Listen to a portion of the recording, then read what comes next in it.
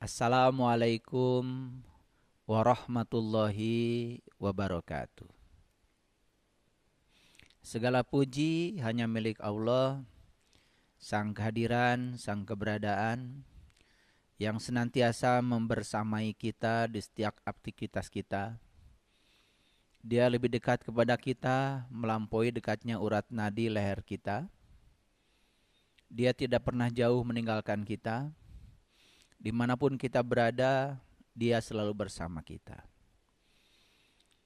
Perasaan tidak bersama dengan Allah itu karena mungkin kita terlalu banyak melakukan tindakan-tindakan yang menyimpang dari kehendak-Nya. Para sahabatku yang dirahmati Allah, oleh karena itu selayaknya kita selalu mengawali seluruh aktivitas kita dengan penuh rasa syukur dan sukacita atas hadiah kehidupan yang masih dititipkan kepada kita. Termasuk saat ini kita masih diberi kesempatan untuk terus belajar di ruang kehidupan ini. Semoga proses belajar kita semakin hari semakin meningkat, sehingga kualitas diri kita, kualitas ruhaniah kita, kualitas jiwa kita semakin hari semakin lebih baik.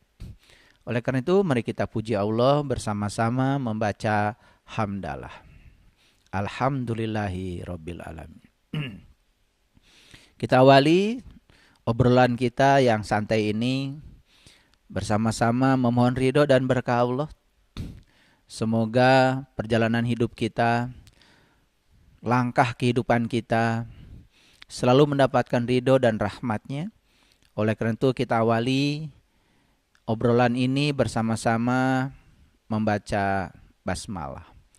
Bismillahirrahmanirrahim. Para sahabat, dalam 30 hari ke depan, selama bulan suci Ramadan, saya ingin mengajak para sahabat semuanya untuk memanfaatkan bulan suci Ramadan sebagai sebuah momen latihan. Sebagai sebuah momen untuk mendidik diri, agar kita setelah Ramadan bisa hidup dalam berkesadaran. Oleh karena itu, selama 30 hari ke depan, insya Allah saya akan menyampaikan episode titian kesadaran. Di mana titian kesadaran ini insya Allah semuanya akan terdiri dari 30 anak tangga. Semoga di tangga yang ke-30 kita sudah mengerti apa itu kesadaran dan kita bisa hidup berkesadaran. Oleh karena itu, semoga para sahabat semua selalu diberikan kekuatan, kesabaran dalam menjalani semua kehidupan, terutama di bulan suci Ramadan ini kita bisa mendidik diri kita lebih tekun, lebih giat lagi, supaya latihan di bulan suci Ramadan ini membuahkan hasil. Karena sesungguhnya kita tidak akan pernah jadi juara dengan latihan terus-menerus. Kita tidak akan pernah jadi juara dengan merasa hebat di tempat latihan. Karena juara itu tentu saja harus ada kompetisi, harus ikut pertandingan. Jadi bulan suci Ramadan ini adalah momen untuk mendidik diri, berlatih, dan semoga setelah Ramadan, selanjutnya 11 bulan berikutnya kita bisa melaksanakan hasil latihan ini untuk berkompetisi. Sehingga puncaknya kita menjadi juara setiap saat. Karena orang hebat itu bukan orang yang terus-menerus selalu menang di setiap keadaan. Orang hebat itu adalah orang yang ketika jatuh, dia cepat untuk bangkit kembali. Jadi titian kesadaran ini ada 30 episode. Dan semoga para sahabat berkesempatan untuk menyimak tangga demi tangga, sehingga puncaknya kita bisa mendapatkan satu bekal untuk melatih kesadaran. Apa sesungguhnya titian itu? Titian itu kan berarti tangga. Titian itu adalah sarana untuk naik, sarana untuk bertransformasi, sarana untuk meningkatkan kualitas diri, sarana untuk meningkatkan kualitas ruhaniyah kita, sarana untuk meningkatkan kesadaran kita. Apa sih kesadaran itu? Kita kadang-kadang terlalu rumit ya, karena sering terjebak oleh definisi-definisi yang membingungkan. Padahal kesadaran itu dari kata sadar. Sadar itu ya sederhana ya, eling, mawas diri, waspada. Seperti sekarang, saya sedang duduk. Saya sadar bahwa saya sedang duduk. Saya sedang memegang mic. Saya sadar kalau saya sedang memegang mic. Sekarang saya sedang berbicara, sedang ngobrol dengan para sahabat. Saya juga sadar kalau saya sedang berbicara. Jadi sadar itu sebetulnya hadirnya pikiran kita di sini, saat ini, sekarang. Karena pikiran itu seperti monyet, ya. Kalau enggak loncat ke masa depan, pasti loncat ke masa lalu. Kalau kita loncat ke masa lalu, apalagi mengingat peristiwa-peristiwa yang menyedihkan di masa lalu, kan kita jadi sedih. Nah, kalau kita mengingat masa depan, kita menjadi takut, menjadi cemas, menjadi khawatir dengan masa depan, kita juga menjadi sangat khawatir dengan masa depan. Sehingga masa depan ini menjadi sesuatu yang menakutkan. Karena pikiran itu suka berdrama ya. Kadang-kadang ya menciptakan sesuatu yang sesungguhnya sangat jauh dari realitas. Sangat jauh dari fakta. Oleh karena itu ya, sadar itu adalah hadirnya pikiran di sini, saat ini, sekarang. Sesederhana itu ya. Karena ketika kita mengizinkan diri kita dibawa oleh pikiran ke masa depan, kita jadi tidak ada di sini. Kalau kita mengizinkan diri kita dibawa oleh pikiran ke masa lalu, kita juga nggak ada di sini. Oleh karena itu, kita harus sadar bahwa sebetulnya hidup itu adalah di sini, saat ini, sekarang. Masa lalu itu kan tinggal sejarah saja, sudah lewat. Masa depan juga masih sangat misterius kan? Belum tentu kita hidup di masa depan. Kenapa mesti khawatir? Kan hidup itu kan di sini, saat ini, sekarang. Saya sering mengatakan bahwa saat ini adalah saat yang paling penting. Sadari itu. Oleh karena itu, karena saat ini saat yang paling penting, maka tugas kita adalah melakukan hal penting. Bersama siapa? Bersama orang-orang yang membersamai hidup kita saat ini. Dan siapapun yang sedang bersama dengan kita saat ini, itu adalah saat yang paling penting. Dan siapapun orang yang membersamai kita saat ini, itu orang-orang penting. Kalau saat ini saat yang paling penting, dan orang yang membersamai kita saat ini adalah orang-orang penting, maka sudah selayaknya kita melakukan tindakan yang penting kepada mereka. Jangan membuang-buang waktu. Jadi sebetulnya titian kesadaran itu adalah latihan ya secara berkesinambungan, sehingga dari hari ke hari kita bisa naik tangga, bukan turun tangga. Kesadaran kita terus memuncak, sehingga puncaknya nanti kita bisa menemukan sesuatu sebagai bekal ya. Selama 30 hari kita melakukan proses titian kesadaran ini, setelah Ramadan selesai, kita juga masih tetap berkesadaran. Itu yang saya maksud dengan episode titian kesadaran. Jadi nanti akan ada tangga 1, tangga 2, tangga 3, dan seterusnya. Mungkin di episode ini saya akan lebih banyak memberikan PR. Saya akan banyak memberikan pertanyaan. Dan pertanyaan itu tentu saja tidak akan saya berikan jawabannya. Pertanyaan itu harusnya dipertanyakan ke dalam diri kita. Karena hukumnya sederhana. Kalau kita sering membuat pertanyaan, mempertanyakan sesuatu pada diri kita, maka saya jamin semesta akan mengalirkan jawaban kepada kita.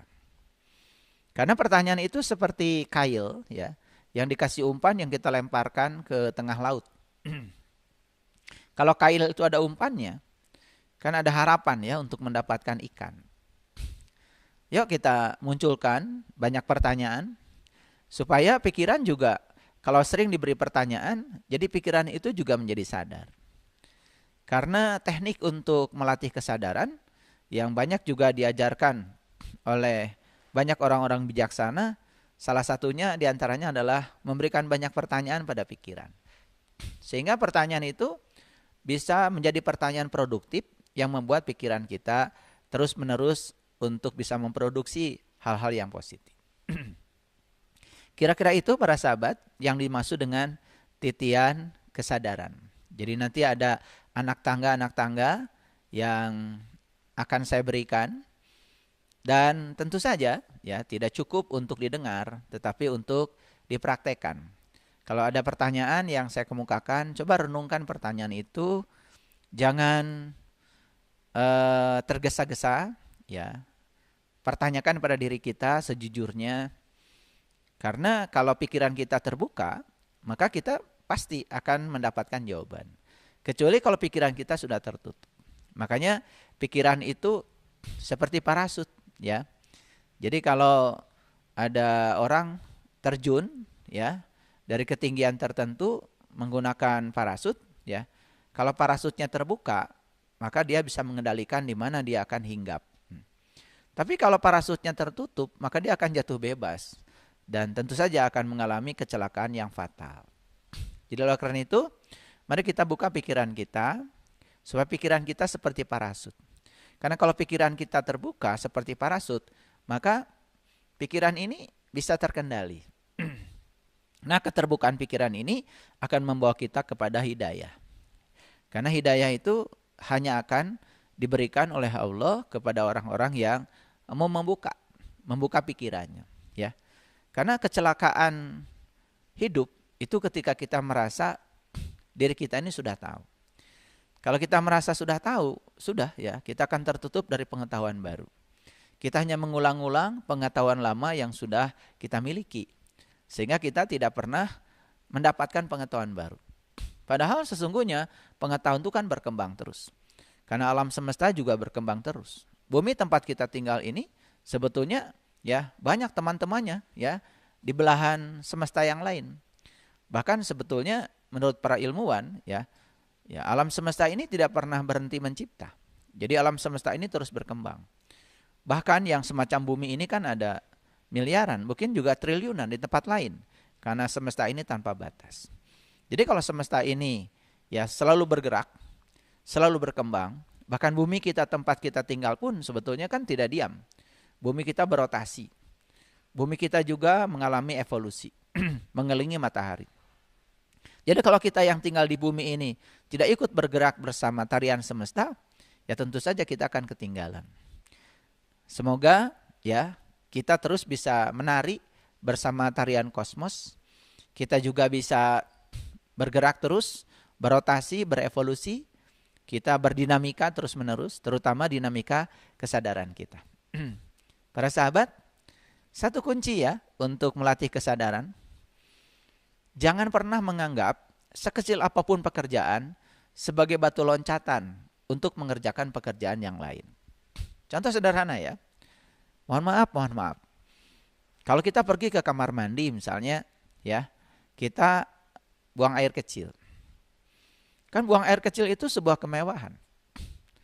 Karena mungkin suatu saat ya, mohon maaf ya, ada orang yang mengalami kesulitan buang air kecil. Karena segala sesuatu terasa adanya kalau tidak ada. Kenapa kita diberi anugerah, berkah, bisa buang air kecil? Yang pertama, kan kita bisa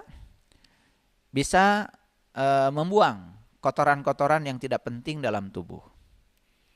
Dan kotoran terbuang keluar, itu kan sebetulnya berkah. Coba kalau tidak terbuang keluar, kan tubuh kita juga jadi berpenyakit.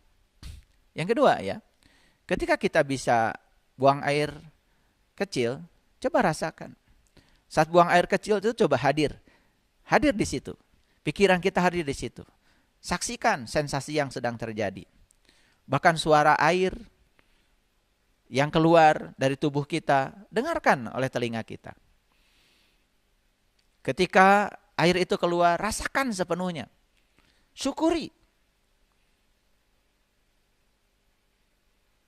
Selama ini kita mengabaikan hal-hal yang istimewa, yang sangat mewah itu. Karena apa? Karena pikiran kita sudah bergerak ke depan. Kita tidak hadir di situ. Coba rasakan. Mungkin bisa menangis para sahabat.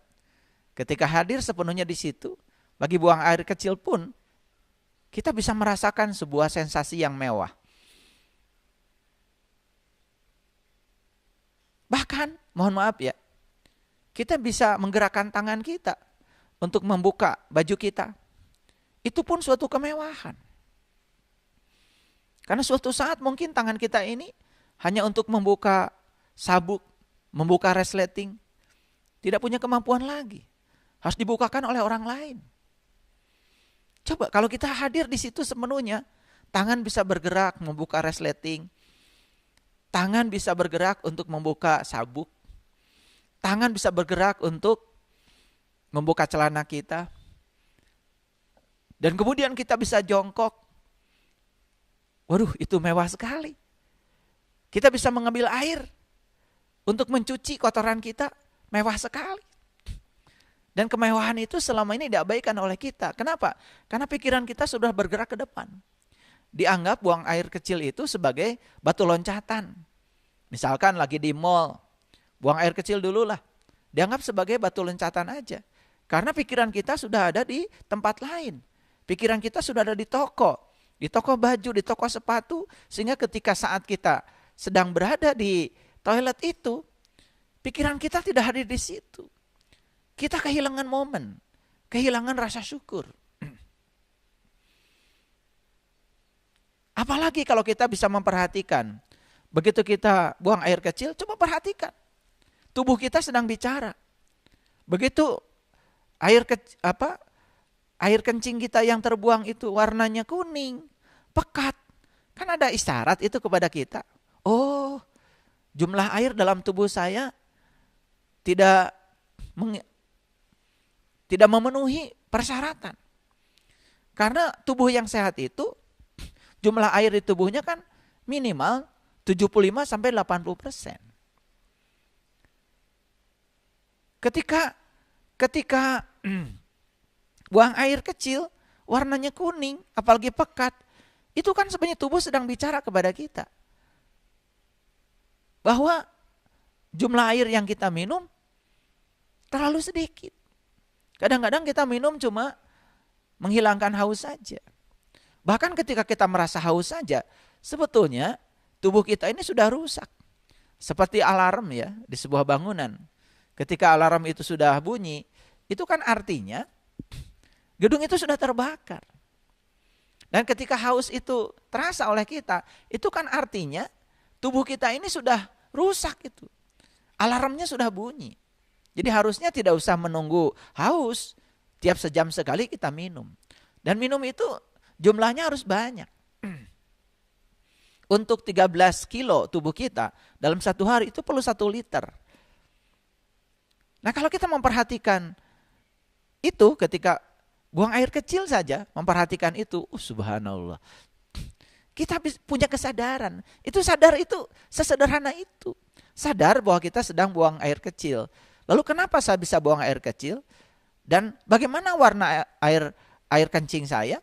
Saat itu kita bisa menyaksikan. Sehingga ada perubahan setelah itu. Jadi kebanyakan orang kan, mohon maaf ya, pergi ke toilet, udah pipis aja. Bahkan terburu-buru. Apalagi di rest area, ya. Karena pikiran kita sudah di rumah, ingin cepat pulang ke rumah. Sehingga ketika di mobil, kita kehilangan momen untuk sadar. Ketika di kamar mandi, kita kehilangan momen untuk sadar. Karena semua aktivitas kita itu dianggap sebagai batu loncatan. Nah kira-kira ini yang akan kita latihkan selama 30 hari ke depan. Semoga para sahabat bisa mengikuti ini tangga demi tangga. Sehingga kita bisa hidup berkesadaran. Hidup kita selalu eling, selalu waspada. Karena ketidaksadaran itu sangat berbahaya.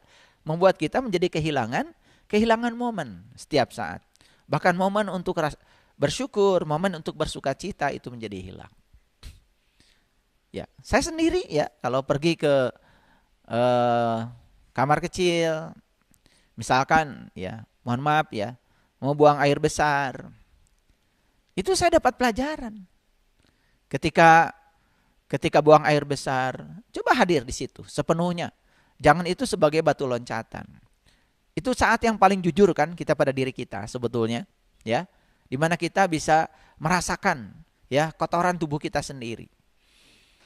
Dan ketika buang air besar, coba perhatikan bagaimana kualitas kotoran yang keluar dari tubuh kita.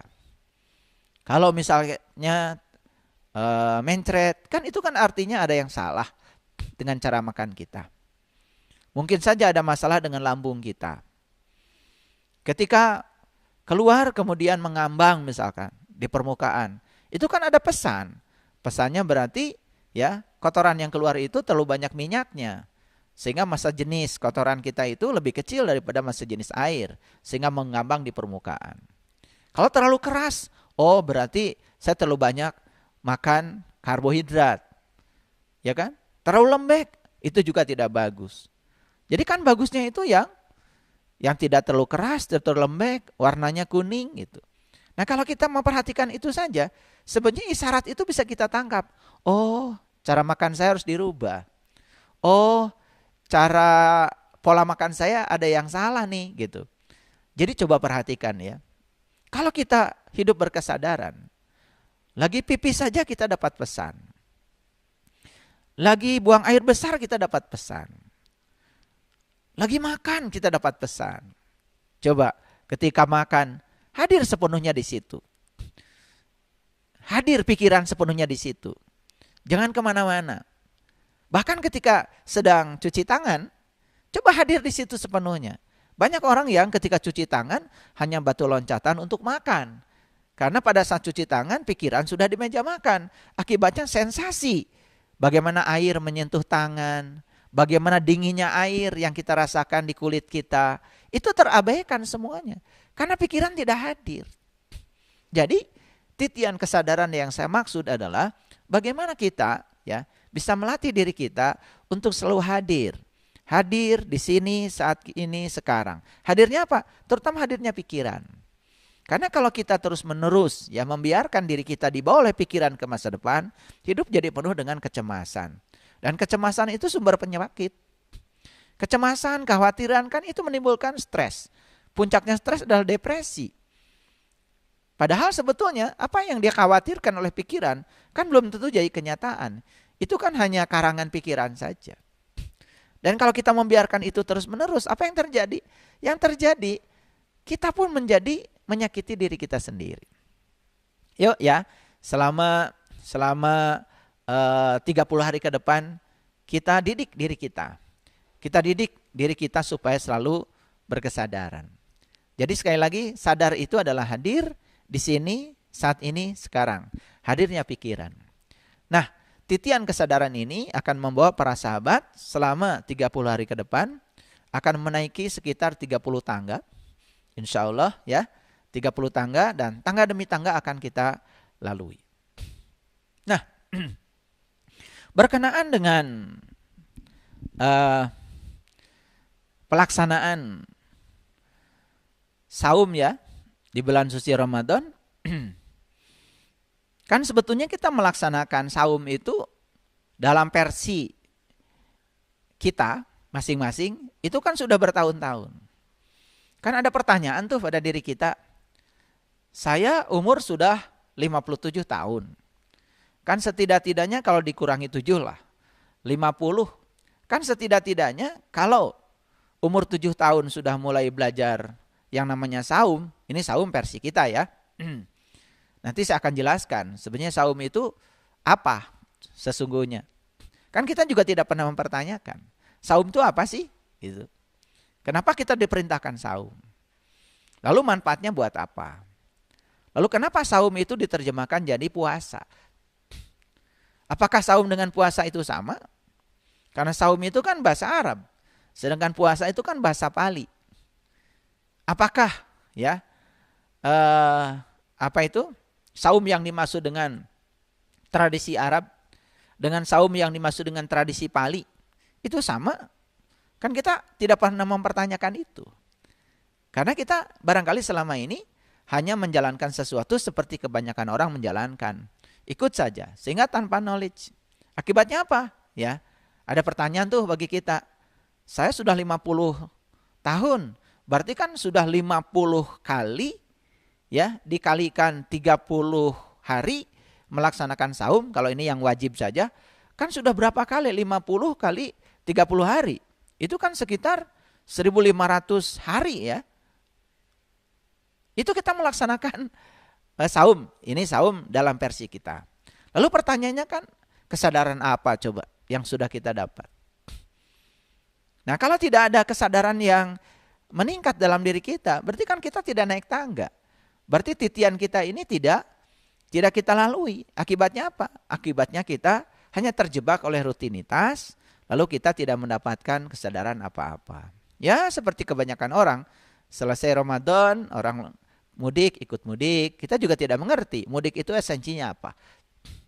Ketika lebaran, macet-macetan, kita juga sama-sama dengan orang, ya cuma itu saja. Ya, terjebak oleh seremonial.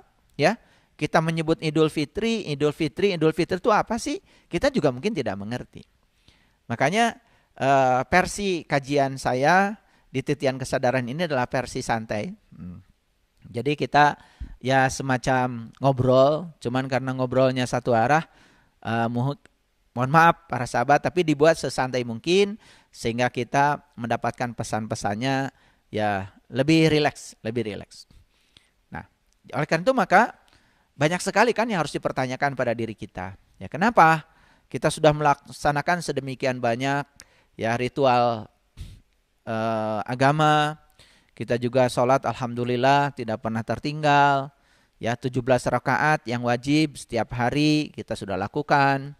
Kita juga melaksanakan saum ya, sebagaimana kebanyakan orang melakukannya, tidak makan di siang hari, tidak minum di siang hari, tidak melakukan hal-hal lain ya di siang hari, pokoknya mengikuti semua syarat sahnya saum sudah dilakukan secara fikih. Tapi kenapa misalnya kok tubuh kita tidak bertambah sehat, pikiran kita tidak bertambah luas, ya, jiwa kita tidak bertambah bersih, masih kadang-kadang gampang protes, sulit menerima kenyataan hidup, sulit untuk bisa menerima yang tidak diinginkan dalam hidup. Hidup selalu mencengkram pada yang diinginkan, menendang yang tidak diinginkan, masih terjebak benar salah, masih suka menghakimi orang, masih suka menghujat orang yang berbeda dengan kita, tidak bisa menerima perbedaan. Kenapa sih? Kenapa itu masih terjadi pada diri kita? Masih ada kemarahan, masih ada kebencian, masih bereaksi negatif terhadap sesuatu yang kita tidak suka. Kenapa masih begitu? Nah, itu kan pertanyaan yang perlu dikemukakan kepada kita. Nah, jadi selama 30 hari ke depan kita akan terus mempertanyakan semua itu pada diri kita. Semoga pertanyaan itu menghasilkan kesadaran baru. Setidak-tidaknya kita tahu bahwa kita tidak tahu itu sudah bagus. Karena puncaknya kebijaksanaan itu adalah kita tahu bahwa kita tidak tahu. Tahu bahwa kita tidak tahu, itulah puncaknya kebijaksanaan. Karena kalau orang itu tahu bahwa dirinya tidak tahu, pasti bakal banyak ya upaya dari semesta untuk memberitahu. Karena dia sudah membuka pikirannya. Kan berbeda sekali dengan orang yang tidak tahu, tapi dia tidak tahu bahwa dia tidak tahu. Apalagi sudah bersikap sok tahu. Apalagi merasa diri paling tahu. Apalagi dia bungkus ketidaktahuannya dengan berbagai macam atribut. Kan semakin sulit ya untuk ditolong.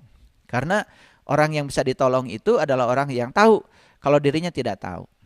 Dan ketika kita memposisikan diri sebagai orang yang tahu kalau diri kita tidak tahu, itu sudah mencapai kebijaksanaan tertinggi.